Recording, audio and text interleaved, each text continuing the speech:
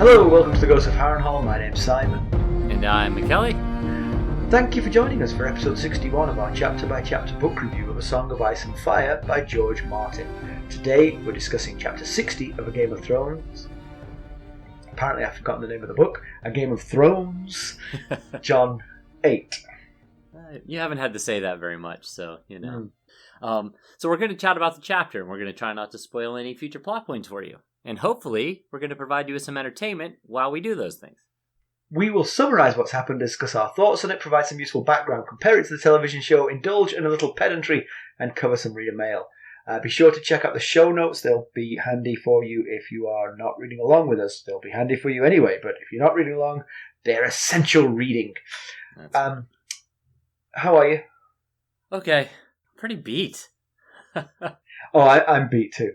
I don't know. It's just been like a stretch of long weeks, it feels like. I know what you mean.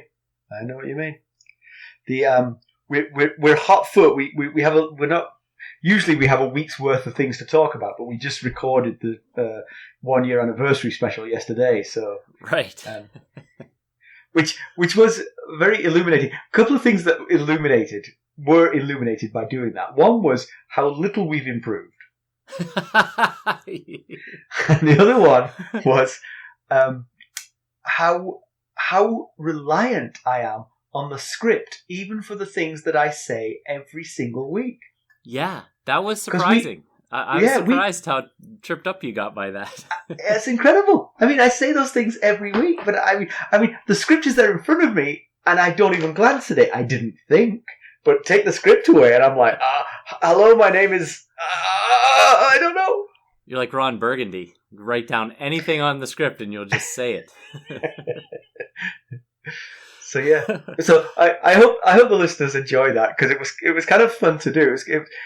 What was comical to me about it was the fact that we were kind of intending to talk over it with our humorous observations about how rubbish we were.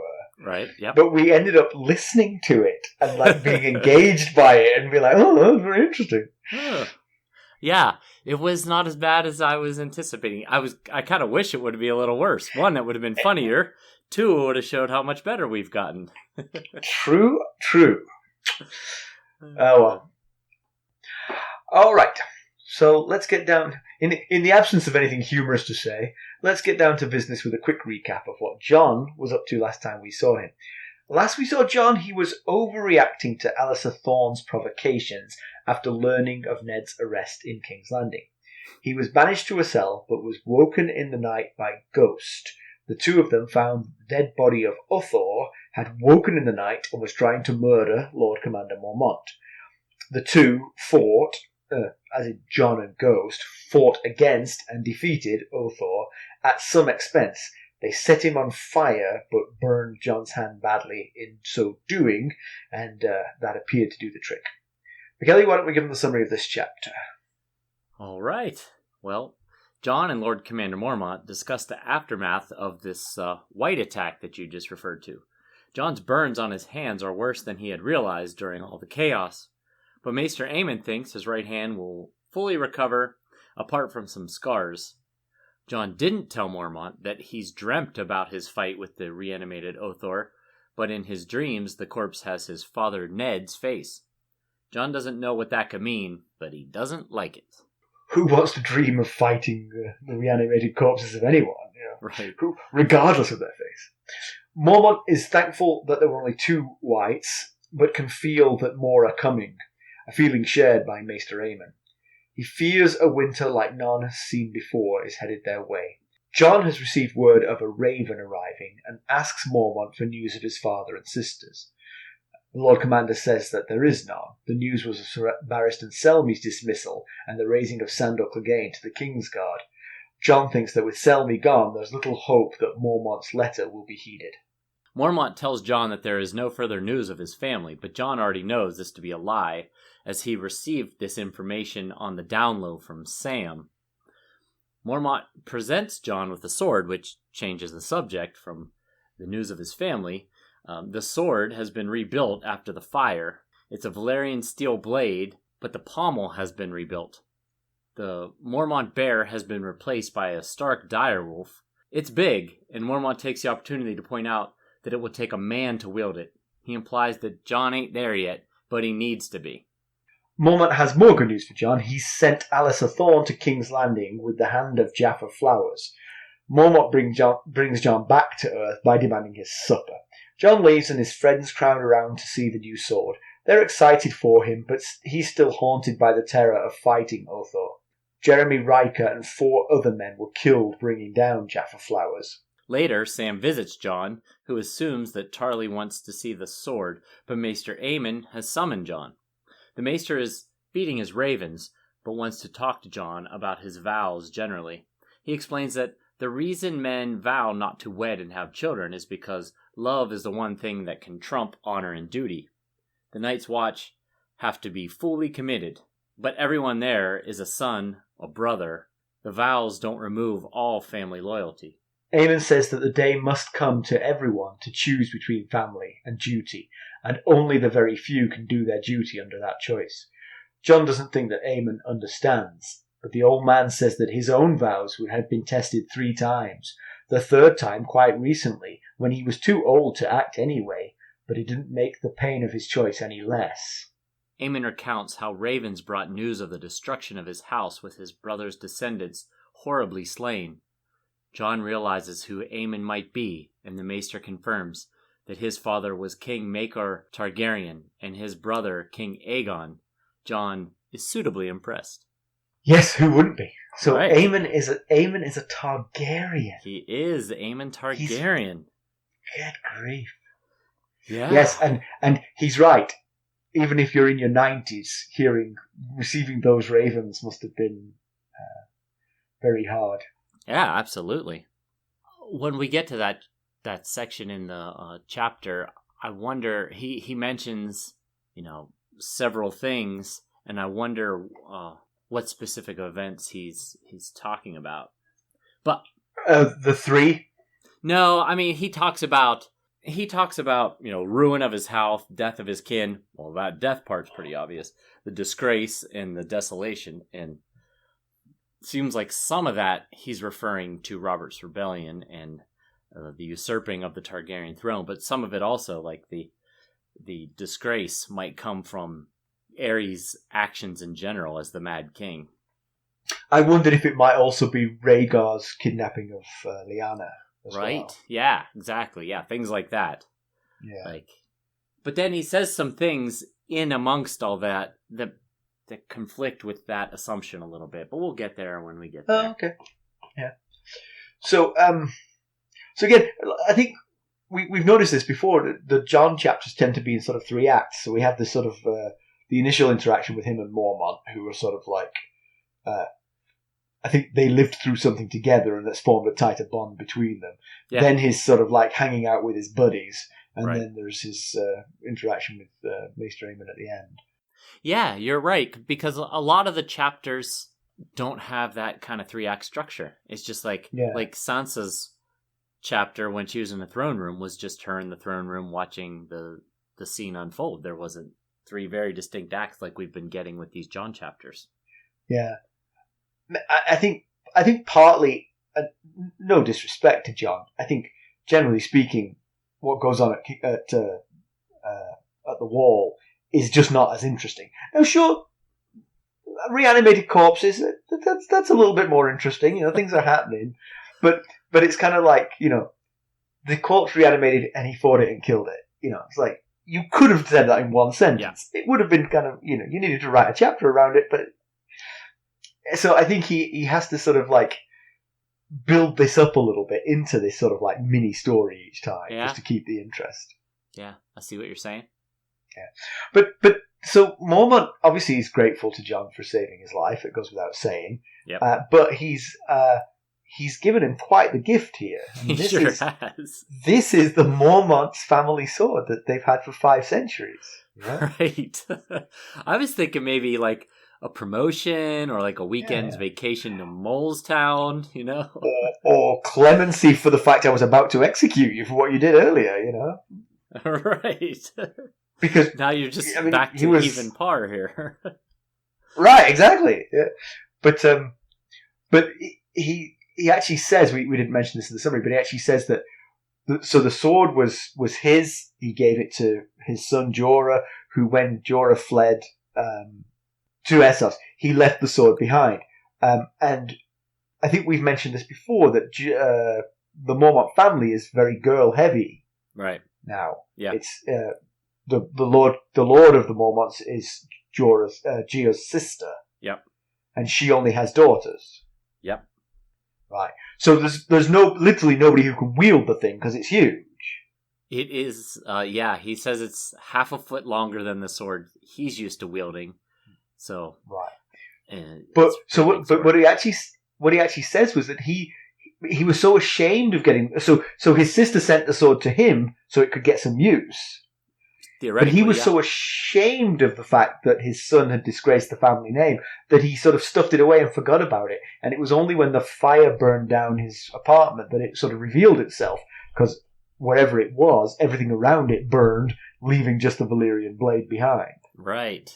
Exactly. Yeah. Yeah, that's, he could have remade it himself. I mean, just kept the blade and maybe remade the pommel and stuff so that it didn't remind him so much of what his son did, Well, that's true. That's true. I mean, maybe when he saw it after they finished fixing it up for Jon, he was like, it doesn't look anything like my old sword. I think I could live with this now. So another thing we skipped over is that another aspect of the story going on at the Wall is this continued absence of Benjen Stark. Yeah.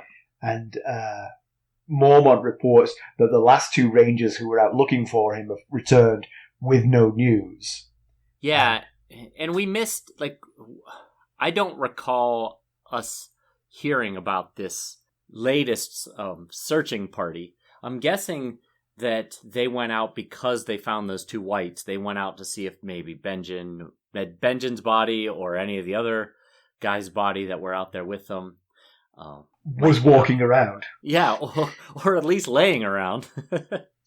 But the two guys are Dywyn and Hake, and Dywyn was the old ranger who went with Jon and Sam to say their vows, and then after they said their vows, he felt something off was in the woods, and that's when Ghost showed up with what's his name, Jafar Flowers' hand.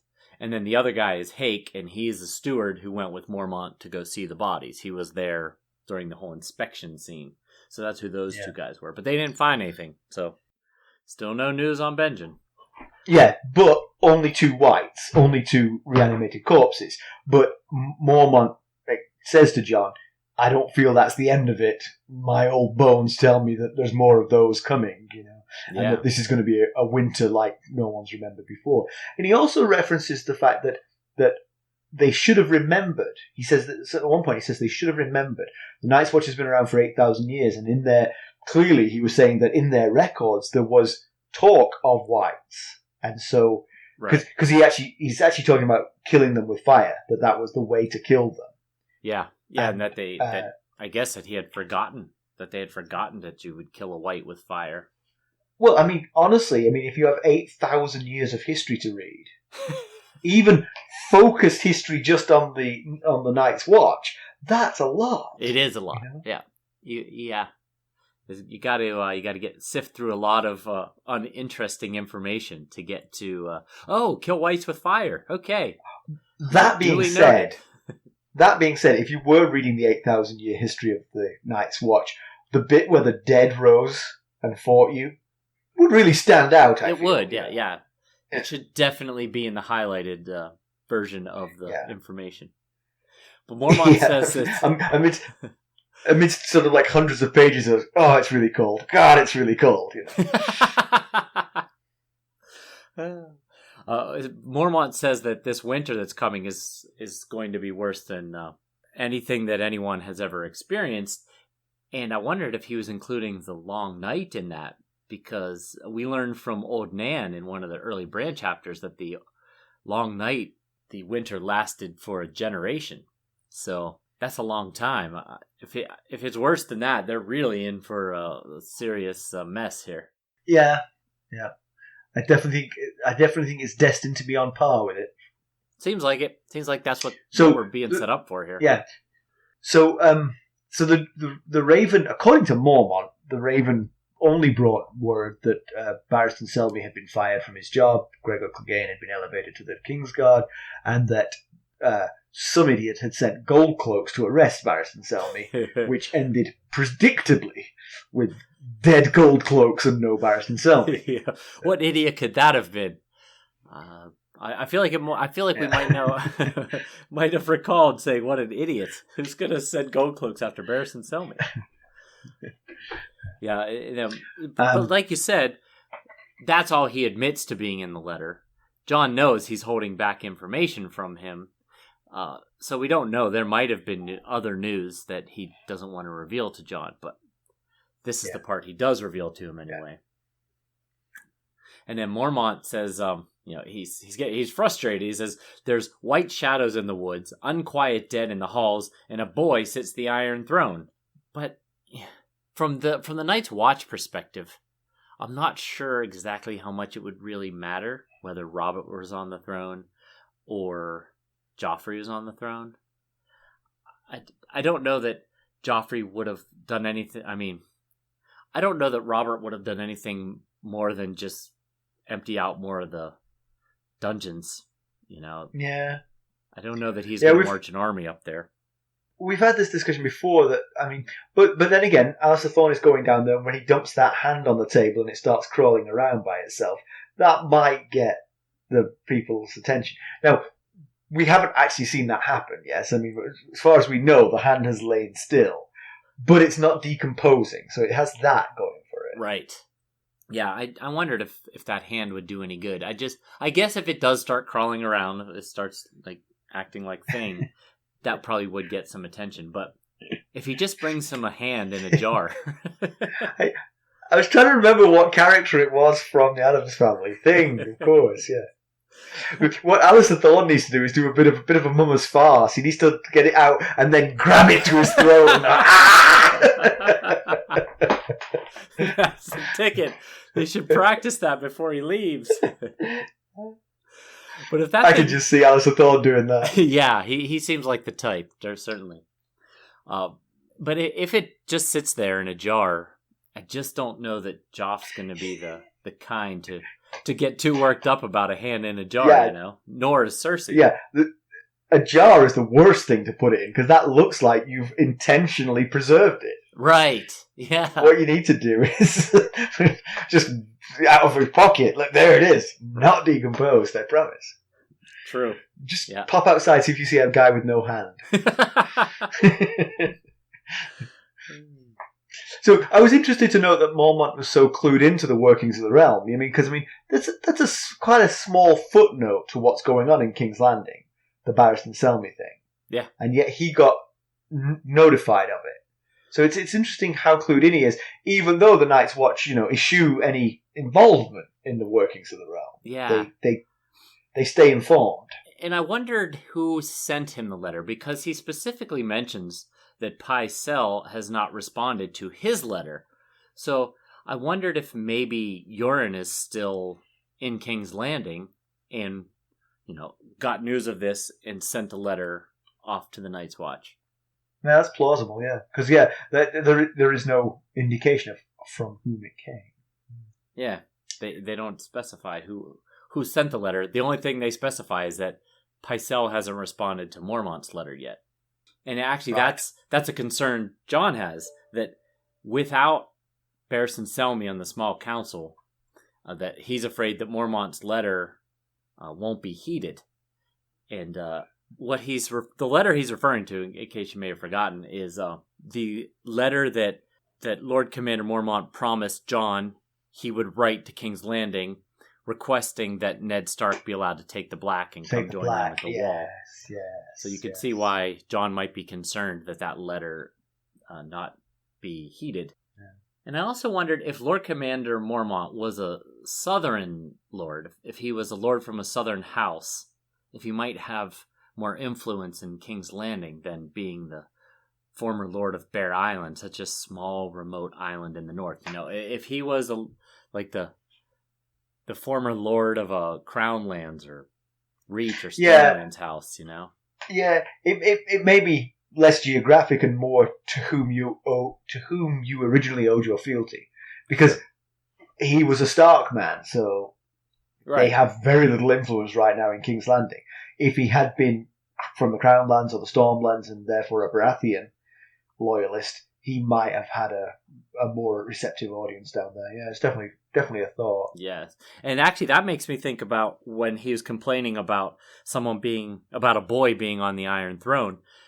Maybe he's thinking Ned was next in line to be King Regent for a while, and Ned being Ned Stark of the North and his brother being First Ranger, they might have been taken more seriously with Ned Stark. They would have emptied every dungeon, not just the one in King's Landing. Right. Yeah. So Jon feels that Mormont's hiding information from him by not telling him about the news that Sam has given him, which is that Robb has called the banners together and they're marching south to fight the Lannisters in the Riverlands. Jon assumes that he's not being told because it's not his concern anymore, now that he's taken his vows. But I think it's the same coin, just a different side, just a different way of looking at it. We think it's because Mormont's concerned that Jon will get distracted and actually break his vows. Exactly. If you recall, Tyrion asked for Jon to be one of the men that escorted him to Winterfell, and Mormont wouldn't allow that because he said his vows are too new. He wanted to sever that familial tie there a little more completely. So you could see that his fear of telling him of it, and it's actually kind of what's happened. Jon is he's feeling like a craven, that he's sitting up there at Castle Black doing nothing while Robb rides in defense of his father. Yeah. And all of that is amplified by the fact that Jon is dreaming of rescuing Ned or fighting Ned. Not quite sure. Depends on which dream, I guess. Yeah, he daydreams. I mean, he recalls that when he was young, he used to daydream about going to rescue his father and his father saying, you've proven yourself as a true Stark, and rewarding him with ice. And then, Jon feels bad about that. Right, because he knows that a bastard will never get precedence over the true-born son. Right, yeah. So the feeling bad, I don't know. I guess he has loyalty to Robb, and so he feels bad about having daydreams of usurping Robb. Exactly, but it's a daydream, Yeah. It's not like he's plotting it. So right. I don't really think there's anything to feel too bad about it. But it's when he's given Longclaw that he starts having these thoughts about ice. And I think really it's starting to upset him, because later when he's leaving, and he should be in a really great mood. He got 2 fantastic pieces of news.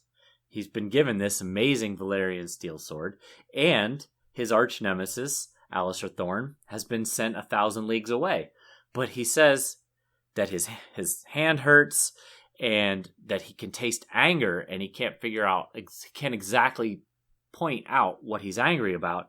I think he's angry because he was just given a great sword, but it's not the sword he wanted.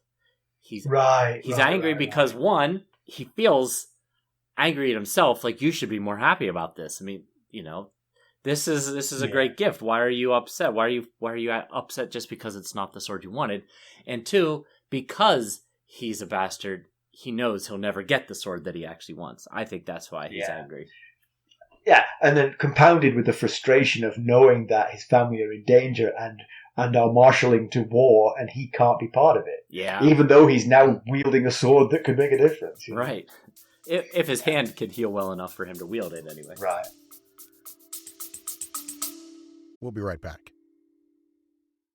Hello, friends. Are you ready to make some unforgettable memories? Well, if so, consider the Marriott Bonvoy program.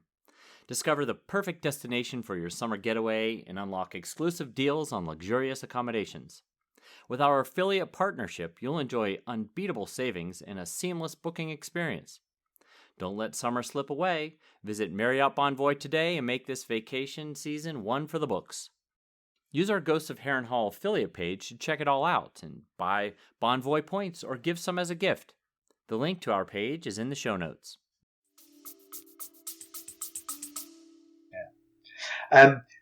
One thing I noticed actually was there's quite a lot of sort of father-son interactions in this, although at no point does a father meet a son. There's lots of father-son talk, and particularly about the shame that sons can cause fathers, because Jeor Mormont talks about the shame that he felt because of Jorah's turning to slavery. Right. And then when Sam comes to Jon thinks he wants to look at the sword, but Sam's like, I've seen a Valyrian sword before. I have no interest in one. Right. He was once heir to Heartsbane, the Tarly Valyrian steel sword. And how he acted with the sword was one of the things that caused his father shame. Right. Because he was afraid of hurting someone with it because it was so dangerous. And then Jon and Ned. I mean, and Jon has always been an excellent son to Ned, but Jon is also the source of all of Ned's shame. I mean, Ned has very little to be ashamed of. He's so righteous and upstanding. Right. Yeah. Yeah. That's got to weigh on Jon. He's got to realize it at some level that his presence brings shame in some level of disrepute to his father. But only in the eyes of people like his father.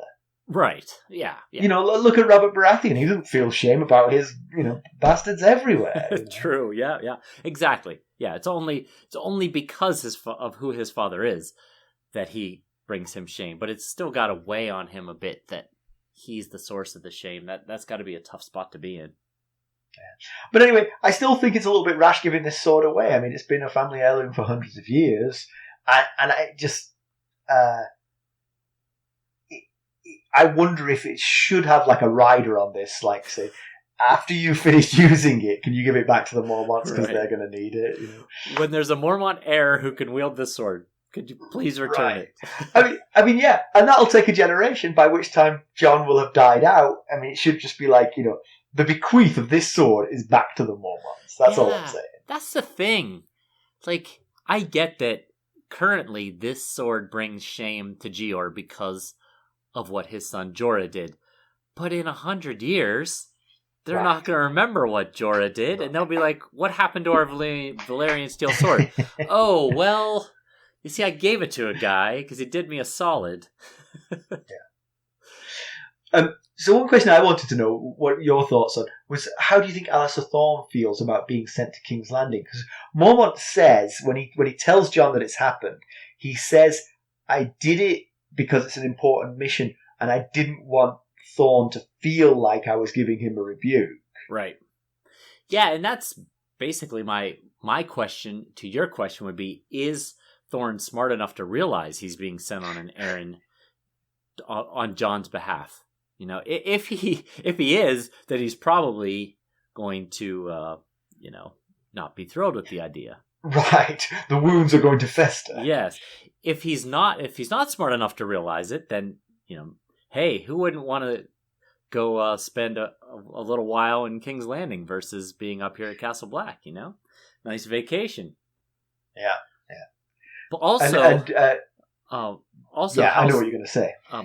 Also, how Thorne is from the Crown Lands, and so I just wondered if he might linger or even possibly not return if he gets that close to his home.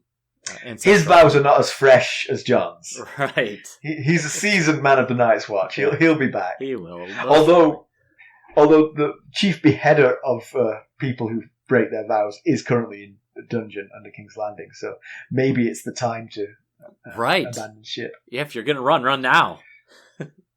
Yeah. So the boys are all excited about the sword. They all want to see it. There's some laughing and joking with Pip and Gren as usual, and they make Jon show them the sword. Jon's not really into it because he's got these conflicting feelings about the whole thing. He goes to his room. He shows Ghost the new direwolf head on the sword, and Ghost looks, like a dog would look at a sword. It's not food. Right. I don't care. I don't care. I think we forgot to mention that the pommel has been turned into a white wolf with garnets for his eyes, so it is modeled after Ghost himself. There you go. And So while Ghost and Sam are in their room, while Ghost and John are in their room, Sam comes to visit, and he's looking a little bit embarrassed, and John figures out what it is. He tells him Maester Aemon wants to see him, and John's like, why does he want to see me? You told him that you told me what was in that letter, didn't you? And Sam was like, well, he sees things. He's like, yeah, he's blind. He doesn't see anything. So there's other senses you can see with, John. Yeah. John storms off, leaving Sam upset in his wake, not for the first time. And he goes to see Maester Aemon, who is feeding the crows raw meat, just like chum. Yeah. And just hurling this into the thing. So he gets rid of Clydas, who's helping Aemon, and John takes over the ghoulish duty of feeding the crows. Meanwhile, Maester Aemon talks him through, basically, yet another pep talk for don't break your vows. Yeah, right. Yeah, we get it. Your loyalties are divided. That's reasonable. We don't say we don't wed and have children because that would be impossible to maintain our duty at all times. Right. But it doesn't stop us from being related to people. And when our relatives are suffering, our loyalties are divided. Yeah, it's a natural. I think he's trying to say it's natural and it's painful, and you just have to deal with it. But he does say, I'm not going to tell you whether to stay or go, but he should, because if he goes, then he is a vow breaker, which is punished by death. So he probably should tell him to stay. I'm not going to tell you whether to stay or go, but if you go, you could very well have your head chopped off. But have you ever seen one of those Valyrian steel blades that you're carrying there go through someone's neck? It's very, very painful looking.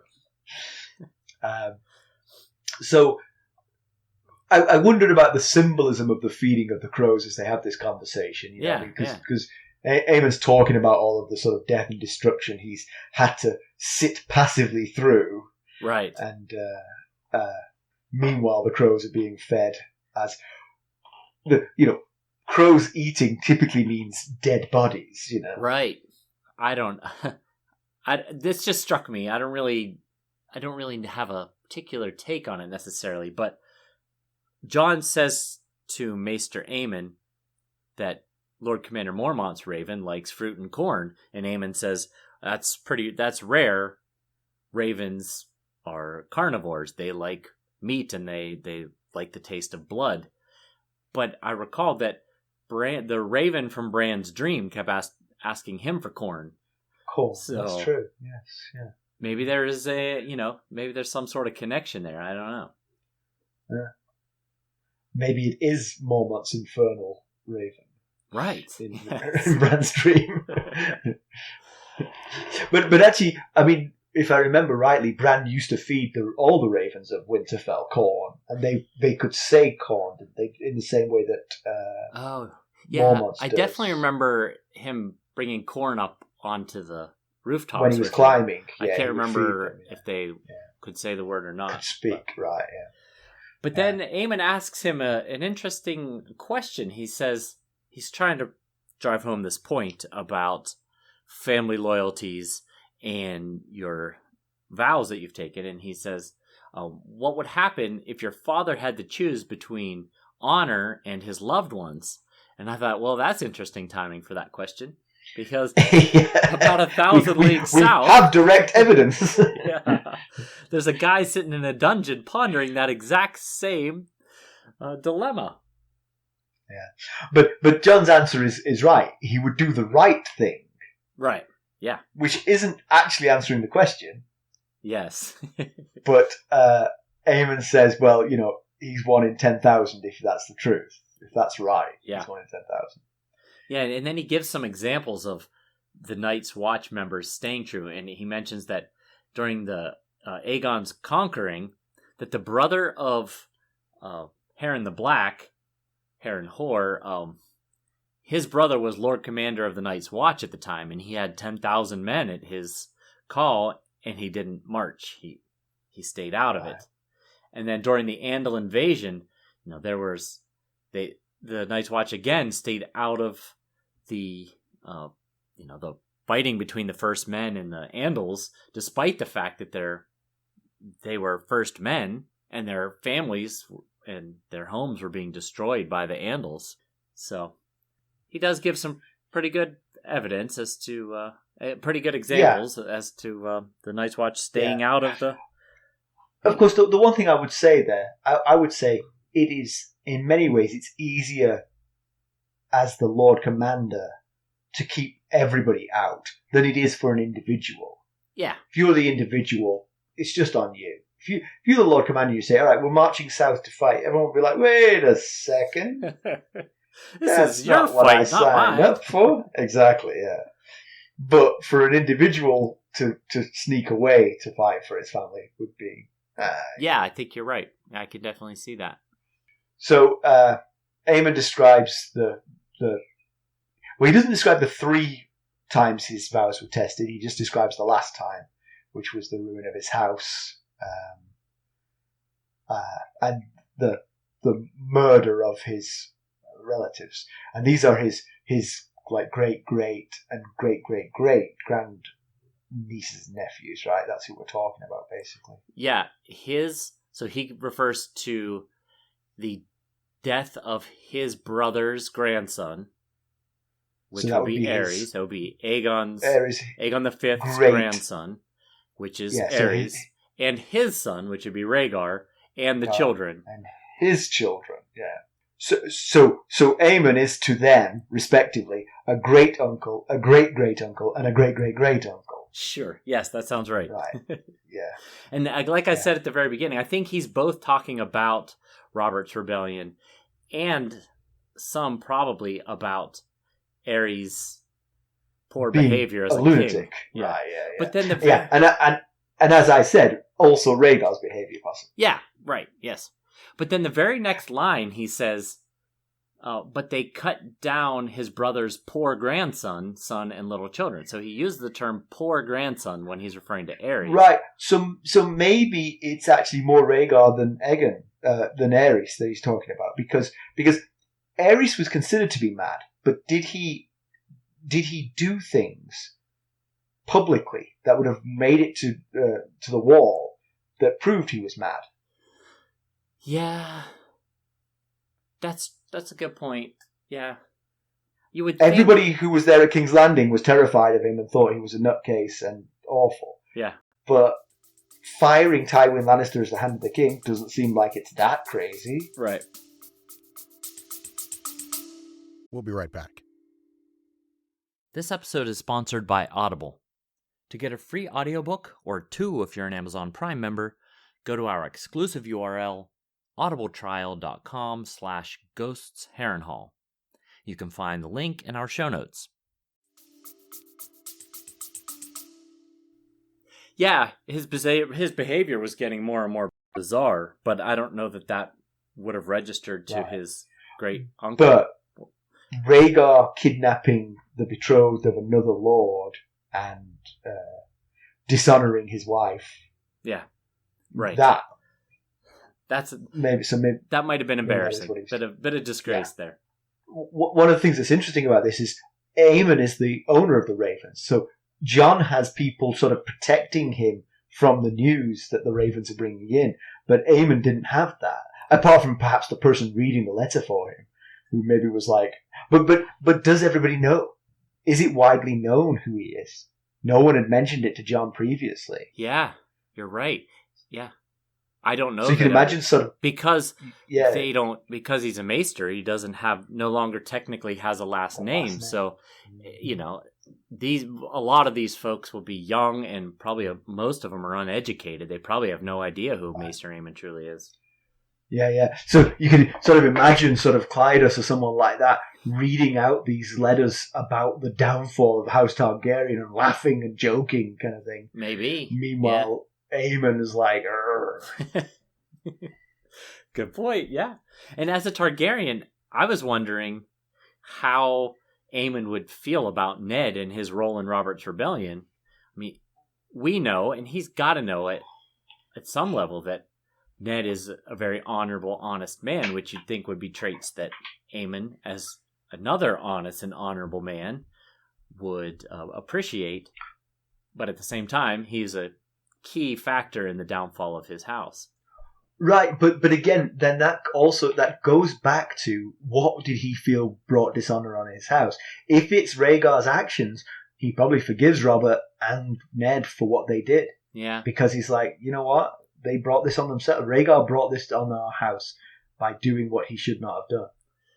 Yeah, I could see Aemon having that kind of philosophy on it. Yeah. I wondered if maybe Jon was starstruck because way back in Jon 1, he mentions that Daeron Targaryen, the young dragon, was his hero, and Daeron Targaryen is cousins with Aemon the Dragon Knight, and Aemon the Dragon Knight is Maester Aemon's namesake. So right, but he's an ancestor. Yes, right? yes. And it's like a long way back, right. Yeah. But he was named after him anyway. Yeah. So, to background, tell me what the other two tests of Maester Aemon were. I totally get the third one, but I don't know what the other two are. All right. Well, I'm going to do that in a bit of a long-winded way. I'm going to take you through his life. No, not you. I wonder if the audience will not believe that this is going to happen. I wonder if the listeners have become as aware as you and Stacey are about my long-winded stories. The few we have left, definitely. The ones we've lost, for sure. So I'm just going to take you through Maester Aemon's life, and as we go through, we'll pick out what we think the other two issues might be. Okay, so Maester Aemon was born Aemon Targaryen, and he is the third son of King Maekar Targaryen and his wife Diana Dane. And hey, not incest. Right, exactly, yeah. And he's the one, Aemon, is the one who as a boy gave his younger brother Aegon the nickname Egg. So, oh my goodness. Yeah. So why would the son of a Targaryen prince become a maester?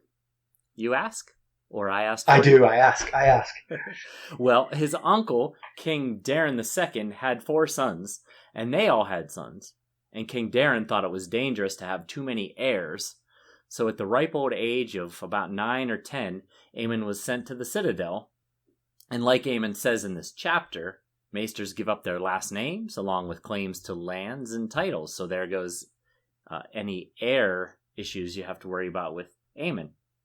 He spent the next 9 or 10 years forging his chain and completed his studies as a maester at age 19. After a string of unexpected deaths in the family, his father Maekar became king, and his father summoned Aemon and his brothers to court. However, Aemon was concerned that his presence on the small council would displace the current Grand Maester.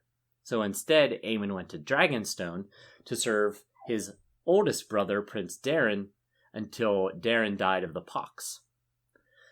After his father Maekar's death in 233 AC, a great council was called to name an heir.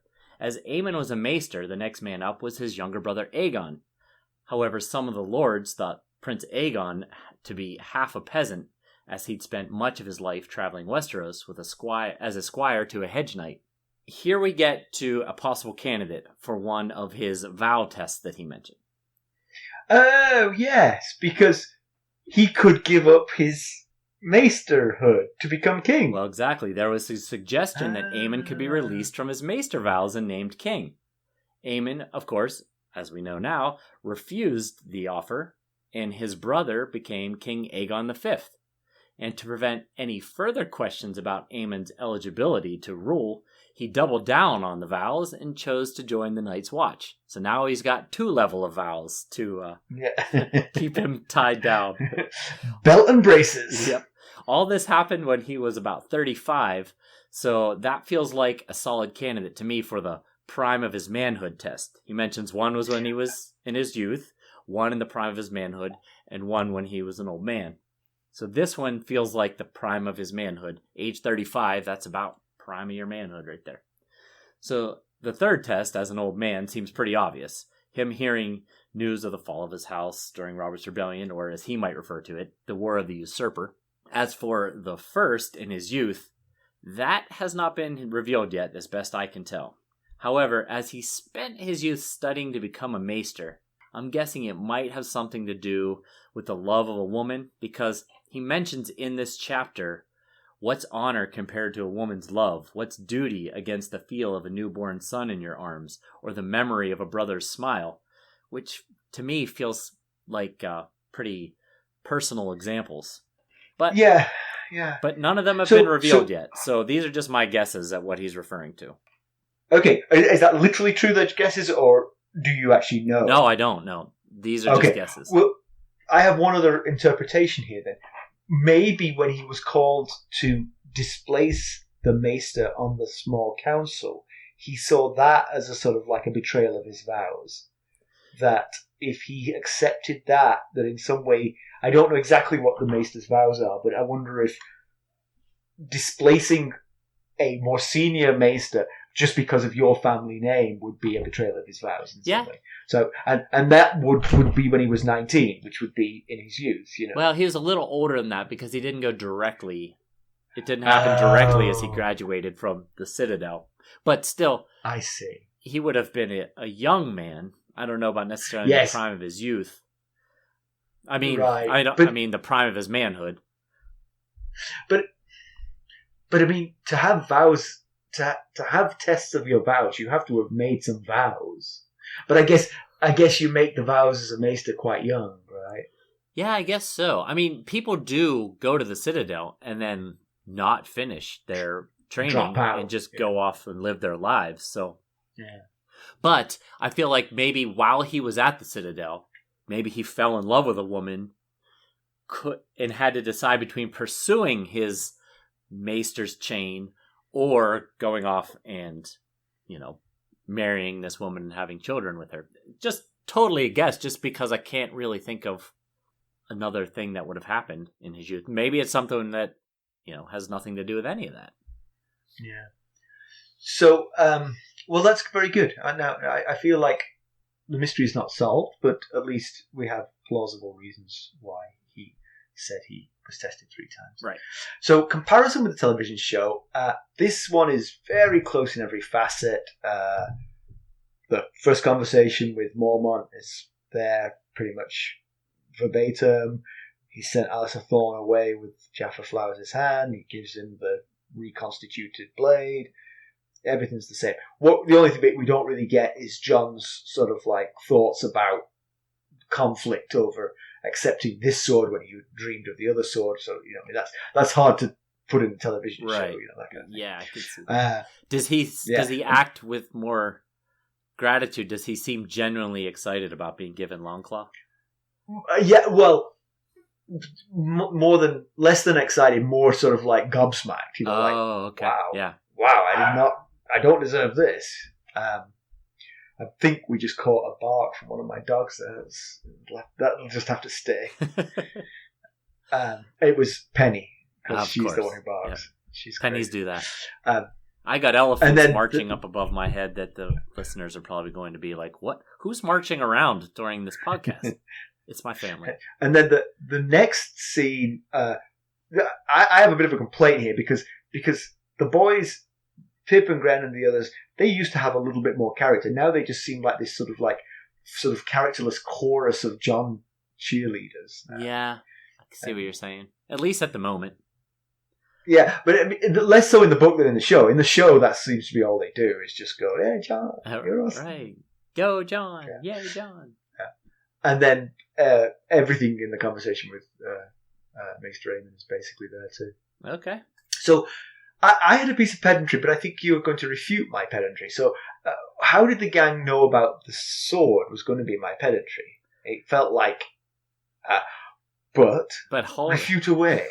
Well, Jon says you guys knew, and Halder says he helped Pate carve the stone for the wolf's head, and that Sam bought the garnets for the wolf's eyes in Moletown. So, okay, they knew something was up anyway. Allow me a rebuttal, if you will.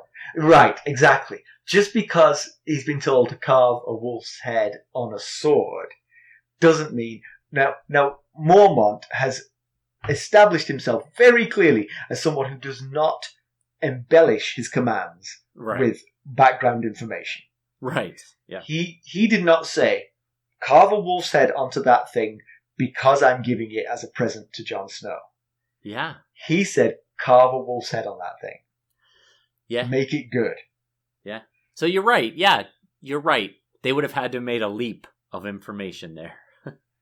Right. They would have had to said, that wolf looks exactly like Ghost. This sword is going to Jon. It only looks exactly like Ghost because that's how he carved it. It could have looked like anything. Maybe it was the third try. Mormont was like, could you make it look a little bit more like the one that pads around out here? You have to have seen him. He's huge. Only wolf. The only wolf in the whole building. What I want you to do is stop using your imagination. Just carve the one wolf that you can see. But, I mean, the whole place seems like... I mean, it's kind of funny, this chapter, in how much gossip there is going on. Yeah, everybody... Like Mormont says, everybody knows everything around here. Right. Because Jon says, oh, you've had a rave. And he's like, well, how do you know? Yeah. All right, so we can wrap this up, right? Yeah, we don't have any news and notes this week. Not that I can think of. Anything you think of? Yeah, no. All right, then let's... No, I'd have to pay attention to the wires. I rely on you for that. Well, then let's move right on to conclusion. Yeah, Jon's been forgiven, and he has a shiny new sword to prove it. He does indeed, and he's got very mixed feelings about this sword. And on one hand, I get the issue that he's facing is not the sword he wanted, and the fact that he is who he is means he'll never have the sword that he wanted. But this is a nice sword too. Yeah, it's a very nice sword. And he himself says, although I dreamt of the sword, I didn't really want it. I felt bad for dreaming about it. Right? Yeah. Well, now you got a replacement just as good, Yeah, exactly. But that's not the only good news he got in this chapter. He got as he refers to it, even better news that Alliser Thorne is out of the picture, at least for the moment. So ding dong, the witch is dead. Exactly, or gone to King's Landing with a hand. Right. Yeah. One or the other. Yeah, but that might allow him to sort of like rebuild his reputation and sort of like, he's going to have a period of time where everything he does doesn't get critiqued and laughed at by a senior person. So this should allow him to cement his position within the Night's Watch, I would assume. Yeah, that's a good point. Yeah. Benjen Stark still missing, still a cause of concern. Yeah, I think folks are, maybe except for Mormont. Mormont keeps sending people out looking for him, but I think even Jon's starting to accept the idea that he might be dead. Yeah. Yeah. But that doesn't mean he's not coming back. As we've learned. I think that's what Tywin and Hake were out there trying to determine, was if there was a white Benjen Stark wandering around out there. So, and the other troubling news for Jon is that his brother Robb is riding south, and this news reached him despite the best efforts of Maester Aemon and Lord Commander Mormont to keep that news from Jon, because they don't want Jon to break his vows. As news seems to do at the Night's Watch. Exactly. You know what? Again, you got nothing else. Gossip will fill the time. Exactly. Yeah. It's only so many chores you can do up there without a little entertainment, which is pretty much all they got is gossip. But yeah, Jon's feeling like he should be doing something, I think. He's feeling like his brother is riding south in defense of their father, and he's just sitting around at Castle Black doing nothing, and he feels like a coward because of it. Which is not true. He's taken a vow. There's nothing he can do. I'm sure if he hadn't taken a vow, if he'd been in Winterfell, and Robb said, I'm calling the banners, Jon would said, let's do it. I'm here by your side. If he was just shoveling the stables at I've forgotten where he is. He's at I keep saying the Wall. Castle Black. He's at Castle Black. If he was just shoveling the stables at Castle Black, you could sort of like have more sympathy for his desire to go and help. But all hell has broken loose. Right. I mean, the gates of hell have opened. The dead walk the earth. You know, I mean, like you may have some significant responsibilities right where you are. Yeah. And long term, those might be more important than what's going on south of you. Yeah, that's what Osha tried to tell Robb: is your fight's not to the south, your fight's to the north. Right. So. Right. Indeed. So, but Aemon gives Jon just the right pep talk, including. Basically, I know how you feel. I know you don't know that I know how you feel, but really I do know how you feel because I'm Aemon Targaryen. Yeah. as you put it, mic drop. I mean, what more do you need to say after that? That's it. Yeah. Conversation over. If I can do it, I'm going you nowhere. Can do it. Yeah. Yeah. All right. Did you have one more thing to say there? No, I was just going to say, it's cool that we now know who Aemon Targaryen, who Maester Aemon is. It's been a long wait for this to be revealed. For those of us who knew already, yes. So it's cool that it's out there. I would like to say that I did remember. All right. This was not a surprise to me. You dreamt it, in fact. So, yeah. Cheeky. Alright, so as always, you can reach us at... This was another thing that I couldn't remember yesterday without it written down in front of me. I couldn't remember our email address. It was right. You took about 3 tries at it. You got it right the first time, and then you second-guessed yourself and had to go back and do it a third time. You can reach us at ghost.harrenhall@gmail.com, and you can follow us on Twitter at @GhostHarrenhall. We're on Facebook, Instagram, and YouTube. Yes, I apologize. Our social media accounts I haven't been updating them as much as I used to. I've been a little busy, but I promise I will get back to it as soon as I can. Yes, and if you please would go out and give us a rate or a review, we would very much appreciate it. If you'd leave us a review, that would be amazing. If you don't have time, if you could just leave us a 5-star rate, we certainly would appreciate that very much as well. All right, thanks for listening. Thanks. Bye. Bye.